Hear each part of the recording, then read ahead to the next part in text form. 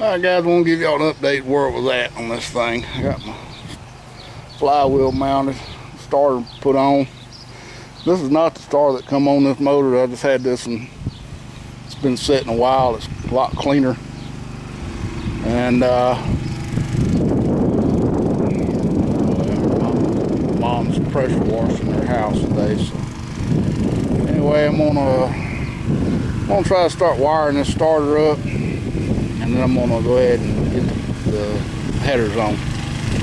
Well guys, I got these headers on. I run into a few problems. I didn't realize that this head over here had a plug just like the other head. See it right under. I didn't have a plug, so I'm gonna have to plug it. That'll be a water jacket. My ceramic headers fit fine on this side, but I had to use the header that the guy let me borrow for this because the clearance right here, my ceramic header would have hit. I'd had to notch this angle iron out, and I didn't want to do that. But I don't particularly like these headers that he let me borrow. It's going to be hard to get to this plug right here with a plug wire, and it's going to be hard to get to that middle plug right here with a plug wire. There just ain't a whole lot of clearance in there, so I'm gonna have to find a plug this block before I can put water in it. I got my battery cables ran, but I got to run a power wire up to the gauge. I ain't got up there yet, and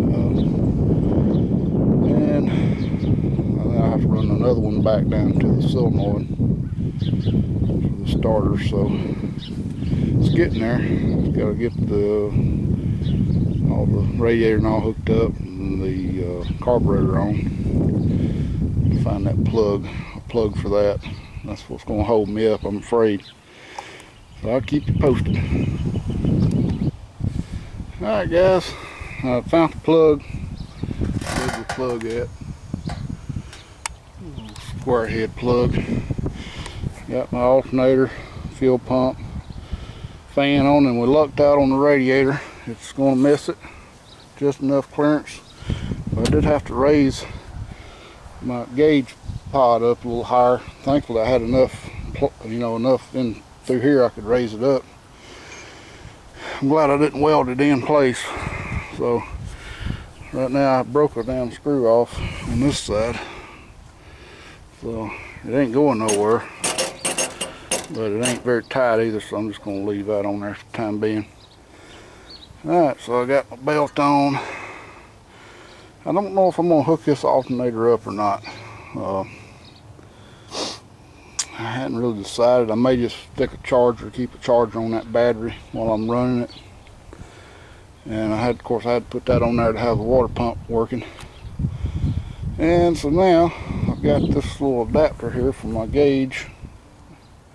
I'm going to go ahead and run this, hook up my oil and my water gauges. And of course I got the oil pump primer in. Go ahead and primer up good. I'm going to go ahead and take this plate off the top of it. And I got to drill a hole for my push button for the starter. Of course, run them wires. So still got a good bit to do. And it's getting to be kind of late in the evening now, late in the afternoon, 3 o'clock. I've been out here, I guess this has been a few hours since I first started putting stuff on here. Of course I had to run town and everywhere else, so forgot this and forgot that. I ain't decided yet whether I want to go ahead and hook up some exhaust here. I think I could run it right through these little triangle pieces.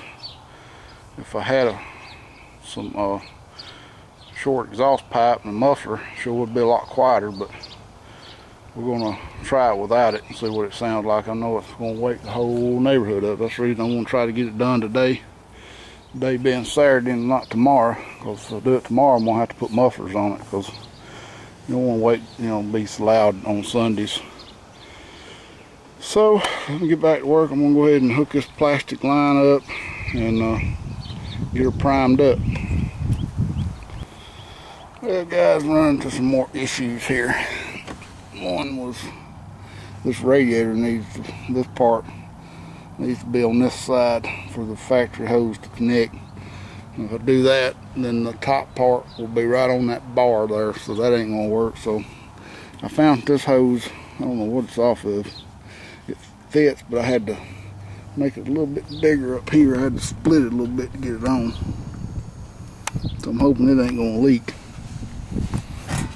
Now the second issue was the top hose, as far as fitting, shape and all was fine. It fit great on the water net, but it wouldn't fit on this for nothing. It's just small.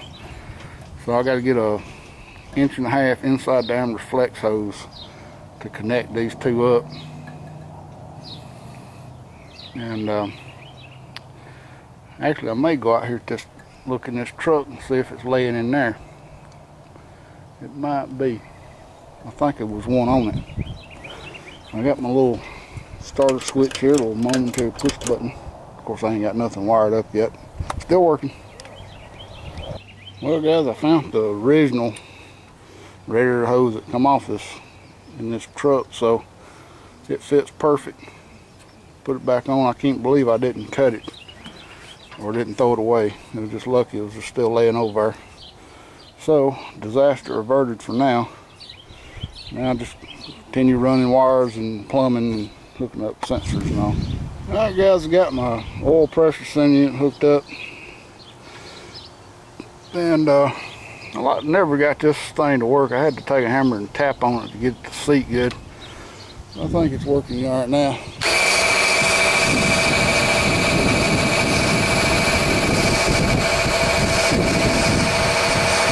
About 58 pounds pressure.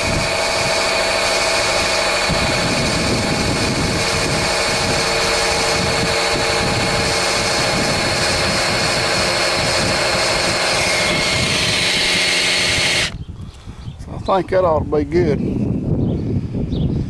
Everything filled up. I'm going to top the oil off before I put the distributor back in, of course, but still got to run my power wires down to the starter and the solenoid switch. But I got the water connected over here, and of course got to put the distributor and hook the plug wires in and hook the carburetor on. So, lots more to do. But we got her primed up and, yep, getting there. Alright guys, had a major setback here. Got the distributor in. I think it's pretty close. I broke a damn carburetor bolt off in here. Apparently my carburetor bolts was just a little bit too long. I had to buy 2 long ones for the front, and they didn't have the 3.5, so I had to get the 4s. So apparently I need to go back and find some 3.5s, 5/16, 3.5 inch long. Hopefully there's enough on that I can get something on it. If not, I'm gonna have to take it easy out and drill it, take it out. But thankfully it didn't booger up the threads where I'd have to put a helicoil in here. Luckily, these are supposed to be grade 5 bolts, but they're not. They're, I don't know what the hell. Grade 5s would have stripped this aluminum out before it broke off. So, all right, guys. Well, I'm gonna be working on this, trying to get it out, and yeah, we'll continue working at it. I don't think, as right now, it's gonna run today. What I think I'm gonna end up doing is picking it back up with the tractor and just setting it in here, moving this crap out of the way, just sitting it in here for tonight and tomorrow. I didn't want to, but I've got to get another little fuel line. I didn't get this thing's got a return line on it, and I didn't get a fuel line small enough to make a return line, so I'll get that. I get some more bolts. So fortunately guys, it looks like it's going to be all for today, and I'm sure this is a long enough video. So we'll pick it up tomorrow. I appreciate you watching.